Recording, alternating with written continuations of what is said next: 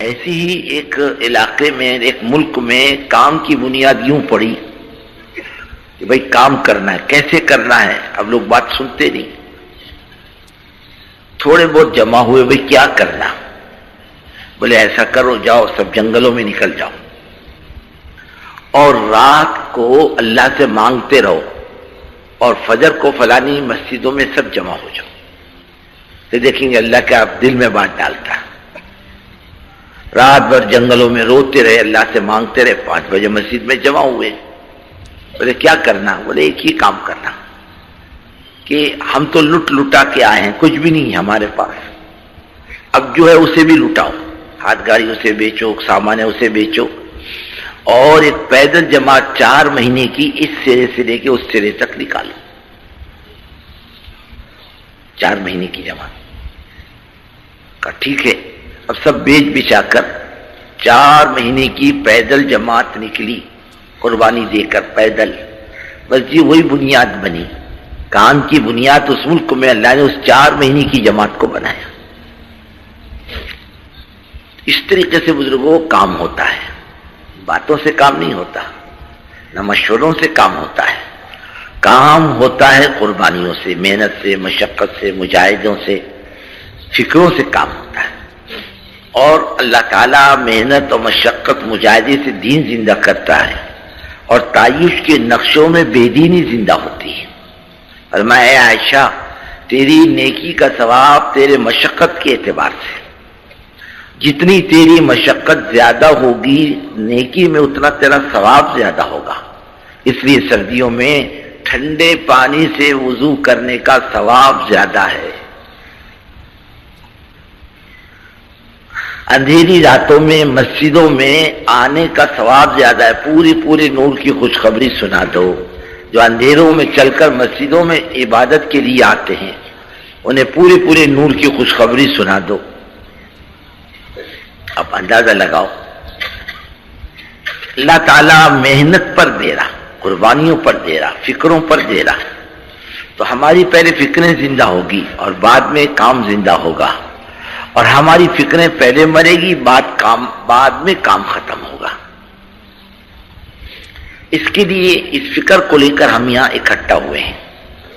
ہمارا پیسہ بیکار نہیں تھا کہ ہم خرچ کر کے آئے، اور ہم بیکار تھوڑی تھے کہ ہمارے منہ پہ مکھی اڑانے والا کوئی نہیں تھا، مگر چلو اجتماع میں چلو۔ ارے کیسے لوگ آئے ہوں گے، آپ کو کیا خبر، اور کیسی قربانیاں دے کر آئے ہوں گے۔ کوئی بچہ بیمار چھوڑ کے آیا، کوئی بیوی کو بیمار چھوڑ کے آیا، کوئی دکان کو تالا لگا کے آیا، کوئی چھٹی لے کر کے آیا، کوئی باوجود اپنے مشاغل کی ان ساری چیزوں سے نکل کر آیا۔ یہ آنے والا مجمع بڑا قربانی کا مجمع ہے بزرگ دوست، اس کے آنے کو اللہ تعالیٰ قبول فرمائے اور اس کے جمنے کو بھی اللہ تعالیٰ قبول فرمائے۔ ایک بات کی تو گزارش اس مجمع سے، یہ پہلی مجلس ہے، ایک تو جمنا سیکھو، پرانوں کا مجمع ہے، جب یہ یہاں نہیں جمتا سمجھو یہ اپنے علاقے میں نہیں جمتا، اس کا ثبوت ہے، یہ اپنے علاقے میں کام نہیں کرتا۔ ایک دفعہ حضرت جی رحمۃ اللہ علیہ ایک ہماری یہاں آئے، ایک علاقے میں، مستورات میں بیعت طے تھی حضرت کی، حضرت نے بیعت فرمائی، مستورات میں دعا کی، اور باہر آ کے گاڑی میں بیٹھے تو ایک ساتھی حضرت کے پیچھے پڑ گئے، حضرت میرے گھر بھی چلو۔ حضرت نے فرمایا کیوں؟ بولے حضرت میرے یہاں بھی عورتیں جمع ہے بیعت کے لیے۔ فرمایا یہاں کیوں نہیں لائے؟ نہیں، بولے حضرت ایسا ہے۔ زبردستی حضرت کی گاڑی میں گھس گئے۔ حضرت نے فرمایا ایسا کرو میں اتر جاتا ہوں، تم بیٹھ جاؤ۔ نہیں، بولے حضرت آپ بھی بیٹھو میں بھی بیٹھتا ہوں۔ حضرت ایک عجیب بات کہی، کہنے لگے کام کرنے والوں نے تمہارا دماغ خراب کر دیا۔ پتہ چلتا ہے کام کرنے والے تمہارے گھر میں کھانے کے لیے آتے ہیں، اس لیے تم اپنی منوانے پر آتے ہو، تمہیں مانے کا جذبہ نہیں، منوانے کا جذبہ ہے۔ بڑے اب بیماری فوراً پہچان لیتے تھے۔ تو پرانوں کا نہیں جمنا اس بات کی علامت ہے، یہ اپنے مقام پر بھی نہیں جمتا، اور پرانا کا جمنا اس بات کی علامت ہے کہ یہ اپنے مقام پر بھی کام میں جمتا ہے۔ اگر یہاں بات سنتا ہے سمجھو یہ اپنے مقام پر بھی بات سنتا ہے۔ اور یہاں بات نہیں سنتا، سمجھو اپنے مقام پر بھی بات نہیں سنتا۔ اب جب سنے گا نہیں تو جا کر کرے گا کیا؟ اور بزرگوں ایک بات سمجھ لو کہ ہمیں کچھ نہیں آتا،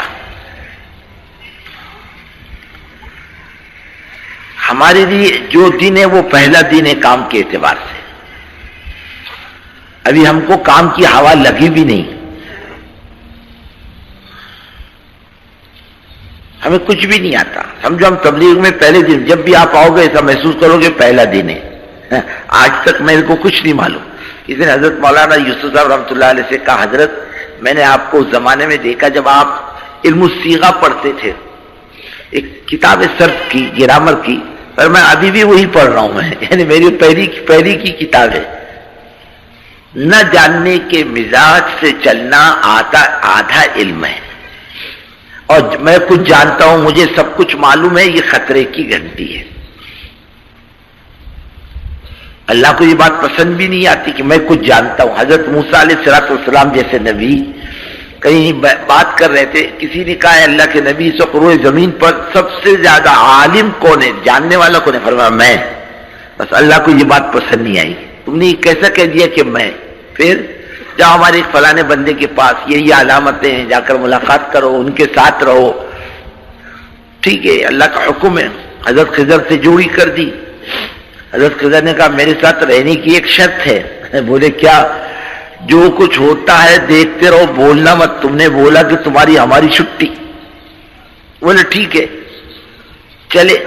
حتی اذا رکبا فی السفینۃ خرقا قال خرقت لتغرق اہلها لقد جئت شیئا امرا قال علم اقل لك انك لن تستطيع معي صبرا۔ چلے کشتی میں بیٹھے، اس نے دیکھا اچھے لوگ ہیں، دیندار لوگ ہیں۔ حضرت خضر نے چلتے چلتے کشتی میں سوراخ کر دیا۔ ارے بولے کیا کرتے ہو؟ اس نے تم کو مفت بٹھایا اور تم اس کی کشتی میں سوراخ کر رہے ہو؟ بولے تمہیں صبر نہیں معلوم پڑتا، پہلی بات ہوئی تھی نا۔ ارے بولے پہلی غلطی ہے، معاف کر دو، چلو۔ گئے آگے، کچھ بچے کھیل رہے تھے، حضرت خضر نے ایک بچے کو پکڑ کے مار ڈالا۔ الا قتلت نفسا زکیۃ بغیر نفس، سارے چھوٹے بچے کو مار ڈالا تم نے۔ فرمایا پھر ختم، جاؤ۔ ارے نہیں، بولے غلطی ہو گئی، اب بھی کریں۔ پھر چلے آگے، ایک بستی میں گئے، بستی والوں سے کہا مسافر ہے، ہمارے لیے کھانے کا انتظام کرو۔ انہوں نے کہا نہیں، ہمارے فابو ایضیفوا، انکار کیا، ہم نہیں کھلائیں گے۔ اسی بستی میں ایک دیوار گر رہی تھی،